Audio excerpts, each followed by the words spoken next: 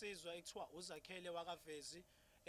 indoda enezibonge ezimbili lela uDlamini abamazi kanjalo Ikhosi ungene it's 2008 engena ethongweni kusho njalo kuthiwa isethongweni ubizo ngaba nobizo ke ngikwenze lokho I think so bengisasesikoleni ngiqala nje ngiboniswa izinto ngitshena ngisho othisha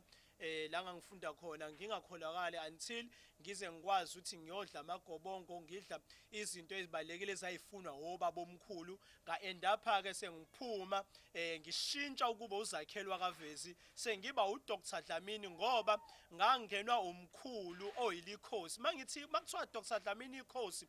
ningathuki ke ukuthi why ngiyibiza Ikhosi akuyona iKaizer Chiefs udokotela makuthiwa Ikhosi ngangenwa amakhosi ngoba ngayizibeni ngase ngibuya naloko kuvele kubalekise ke abantu abaningi abakusabayo abanye Ikhosi kwaqhamuka sekuthiwa ke nase ngiyikhosi ngoba kwathiwa ngizohamba ngiyothola amakhosi lapha izibeni ngabuya nabo la ngigabe khona uma usejele ayingikhulume lento la ngigabe khona udokotela uyeqeda icala la ngigabe khona noma kuthi ufuna ipromotion udokotela uyishaya ipromotion uma ufuna imali udokotela uyakwenza ube nemali ngoba izinto agabe ngazo lezo ngiyakubona lokho ukuthi uma unesichitho unani ngoba vele izinto esizenzayo sizinyanga kodwa la ngazi khona ukuthi ungahamba umhlaba uqeda onke khona uma nje ufuna imali idlozi lakho likwazi ukuthi ngikulungisele umsamo udokotela ulungisa umsamo enza imangaliso izinto ezenziwa kuDr Dlamini Ikhosi ingakho bekhuluma mase zoba ke nezimbiza ekuyizona ezingenze ngaze ngafika kuleli zinga engikulona ezanza ukuthi noma kuthiwa adinduku yakho ayivuki waphuza imbiza yami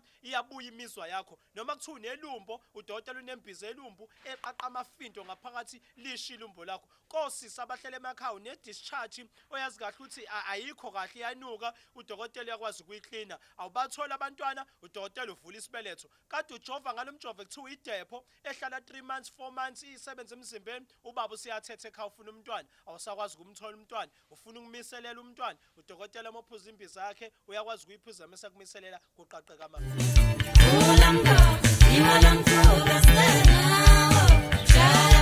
Namhlanje unzima kumntana akahamba losa